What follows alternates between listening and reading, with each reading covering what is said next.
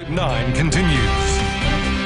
The coronavirus pandemic has families staying home and spending more time together. Researchers with Johns Hopkins School of Nursing say if domestic violence is already a problem in a relationship, well, the pandemic might actually make it worse.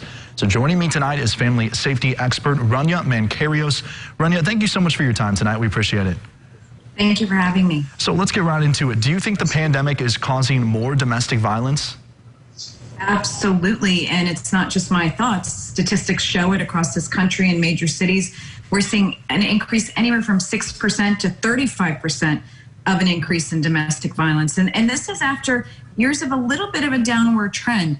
But it makes sense that it's on the rise given the realities of those stuck at home with an abuser.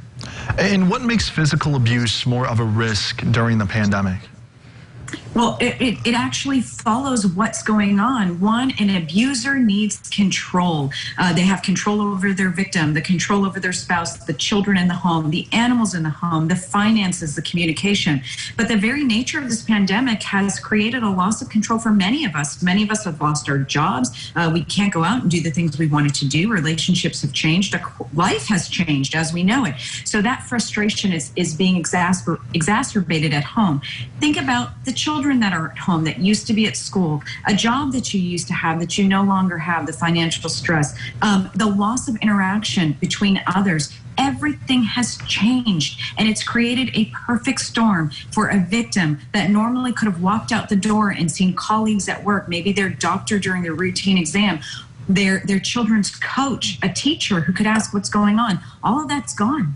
It's gone, and it's left victims alone in situations where all the tools they needed for help are gone, and that's a problem.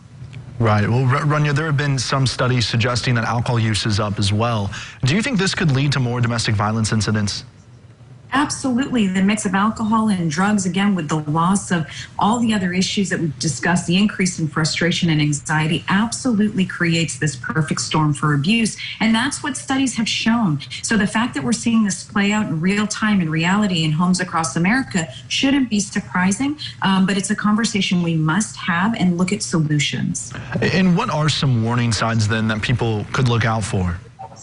A loss of communication, obviously. You know, our colleagues may no longer be at work together, or friend groups might be changing, but can you pick up the phone and call one another? Is this person able to call back? I mean, people are getting back to some type of normalcy. Is this person able to meet you for coffee or meet for lunch or just any type of social interaction?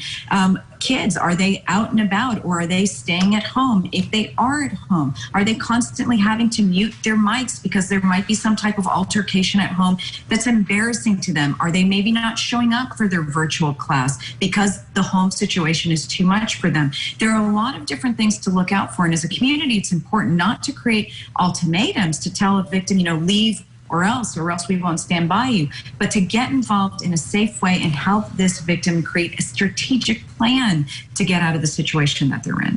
And Rania, as you were talking about earlier there, obviously the pandemic keeping people home and away from their friends. Where could people find some support then? Well, you know, it's interesting. One of the things we're calling upon cities is to make sure that all homes, all communities have access to broadband internet services. So these victims at home can research, can reach out. In worst case scenarios, victims are calling 911 and law enforcement is responding. We just have to make sure that communities, counties, cities aren't looking at this narrative that they don't want to hold anybody. You know, we've seen across the country, people are saying we can't take any more inmates in. We're afraid of COVID outbreaks. Well, when you're releasing people back into the community, we've got to be careful that we're not releasing these abusers that just go right back home and further victimize the victims that just got help. So it's important that mental health experts, you know, doctors, physicians, nurses, that they still have access to their patients, whether through direct visits or telemedicine, that law enforcement can get to a victim and actually make an arrest and separate a family, that there are broadband services, that shelters have access where they don't, that cities come together to create emergency housing, that Lyft, Uber, third-party carriers are available for free for victims. There are a lot of things that can be done, and a lot of cities are doing making these changes. Well, such great insight for us tonight. Family safety expert Rania Mankarios, thank you so much. Thank you for having me. Alrighty.